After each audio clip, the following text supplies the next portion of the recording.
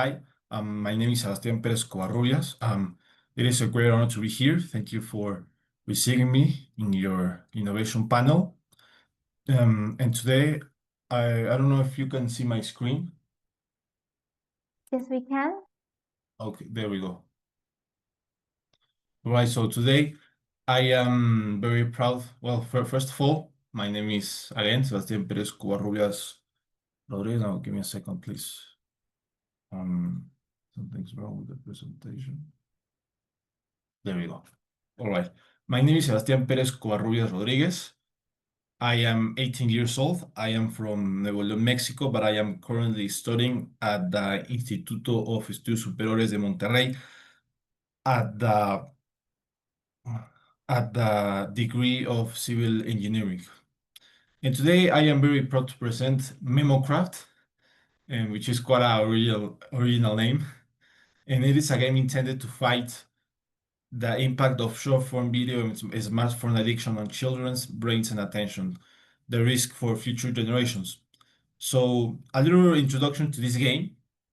This game started as a final project for my assignment of programming. I've had previous experience with C++ and with HTML, but I've never actually worked on Python, which is the code in which the game is is working on. So it was very interesting, like knowing a lot of things about Python, but there is something big that came behind this game, and that's why I became very passionate. Also, it is inspired by some of the games I grew up with. So I grew up with, such as Minecraft, or it has a little bit of Pokemon. It has a little bit of Mario, so it can be more intuitive.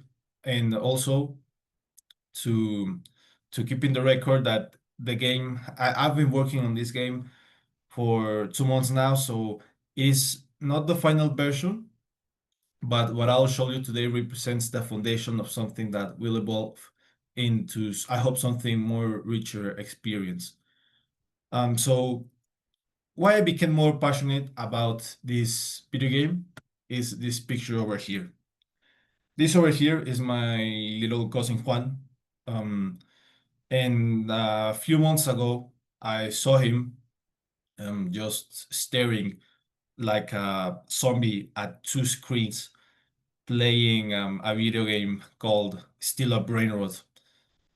And it really concerned me a lot because I've seen this pattern in many, many, many children around my country. They are just not reading anymore. They are just not getting bored. They are not playing in the streets. They are spending incredible amount of time in front of a screen. While I was doing some research for this project, I became aware that this is extremely bad for their psychological health, and it is affecting them a lot in the academic field, which is why I intended to make this game to try to contribute a little bit into this great problematic, which is I don't think it's being talked enough about it. So that is the main goal of this game. It is to strengthen their focus and memory skills in a world where short-term form content like TikTok and Reels dominate. Many kids are losing their abilities to concentrate, which is terrible. So, but how bad did we get to this situation? Well, first of all, many kids younger than 10 years old are already getting smartphones. Also, they have no regulation over their parents. They can spend, as most of them at least, they're spending more than 5 hours just watching TikTok, watching Instagram, which is also part of this problem, the parents' responsibility, because just to keep the kid quiet, they give them their phone. So that is why they are not doing anything at all. Um, why is this content so addictive addictive, and why is it rising? Um, well, first of all, the popularity of bite-sized content. Short form videos deliver engaging and easily consumable content, attracting a wider audience rapidly. So these videos are made for you to have this quick release of dopamine. So kids just keep scrolling, keep scrolling, keep scrolling because it just feeds them cheap dopamine. That is why the TikTok it is very addictive. Also, encouragement and continuous viewing. And this content is just made to keep you watching. Like, I don't know if you've seen the videos in which you see like a display content in the top and just a Subway Surfers clip in the background, while at the same time you're reading the subtitles of the video that is made specifically for you to stay at the video and to do not lose attention because their span of attention are already very, very affected. And these things also are part of um, being very hard for them to, for example, read a book. It also changes their behavior quite a lot, and I've seen it on my own family and at sometimes even myself. When children are not online, they tend to be more irritable. They also neglect other activities. As I previously said before, they no longer socialize, they no longer play on the street as I used to when I grew up. They have disrupted sleep patterns. I've seen my own sisters and many kids just being awake at 2 a.m. watching TikTok. And this thing also becomes very addictive to them, some sort of like a drug in which if you take their phone away to try to regulate it, and when it's too late, they just become very, very angry as if you took a beer out of an alcoholic. That is how I would describe it. So, and there's more to it also that apart from behavioral patterns, there's also it is also affecting many cognitive functions, such as altered neural pathways, impaired impulse of control, which means that screen overuse affects brain areas that regulate impulse control, increasing impulsivity on the children, the emotional regulation challenges, because many screen and a big exposure to screen time can disrupt their emotional regulations, and also the cognitive processing impact, because many skills may be hindered due to altered brain development from prolonged screen time. And the most important of it, as I previously mentioned, that is diminished attention span of concentration. And this is awful because um, my sisters, for example, I told them before doing this presentation to see how bad it was. I told them like, read me this book, and they were not able. Like they started reading the book, like the first page, and suddenly they just went somewhere else. They just got distracted, and that's awful because future generations may not be as capable as previous generations. Like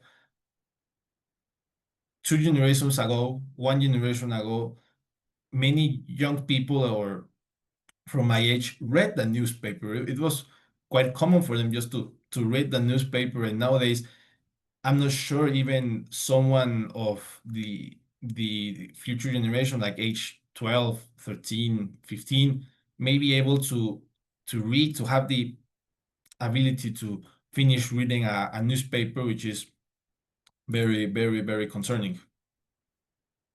So as I previously said, it is also very bad for their academic performance, reduced information retention, which means they forget almost everything as they read it, which is also very, very bad. There's also social consequences, which is something that they talk a lot about anxiety and depression, because a recent study has proved that kids from my age and younger are suffering more depression and anxiety due to social media, which is due by the fact that they have social media at a very young age, which is very bad. Um, so yeah, anxiety and depression, Also, there's a rise in cyberbullying, and it impacts their personality a lot. So I previously mentioned, disrupted sleep patterns and social comparison effects. And long term, if we look at a future, as I said, declining attention spans, kids are no longer leading. It's hard for them to pay attention at school, which means they will not grow with critical knowledge. Reduced social interactions, real-world skills may decline as virtual interactions replace face-to-face communications, mental health, and relationships. Impact on productivity and innovation, which means kids will not have the same creativity as we have, which leads more to digital distractions in social media. So now I want to switch to a sneak peek of my game very quick.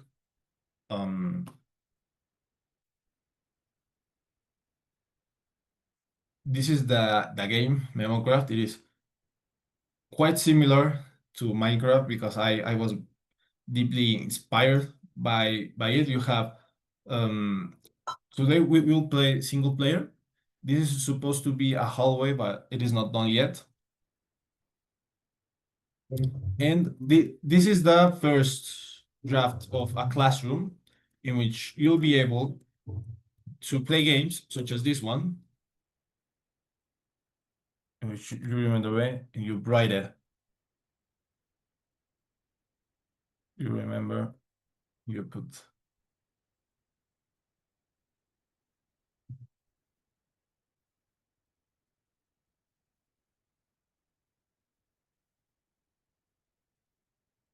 And you get the amount of words you got writing, you got some points to it. I even added a kind of a boss fight because the intention is to add some sort of lore and story mode, which over here is a test of a boss fight, such as like the ones that Pokemon had.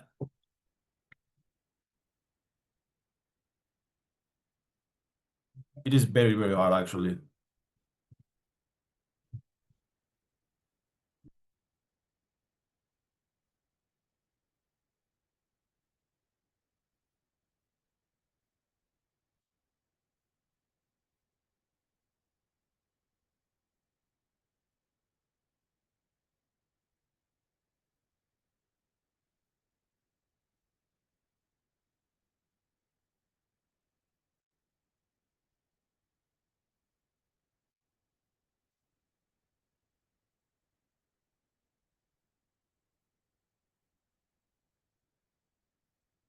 Okay.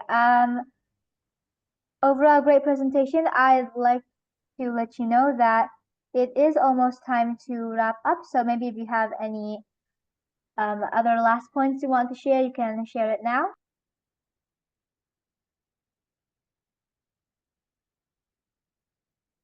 Oh my God, I just messed up. Yeah. But that's the sorry, I couldn't hear what you said. It is actually very loud, the sound, and you could just exit and say Okay.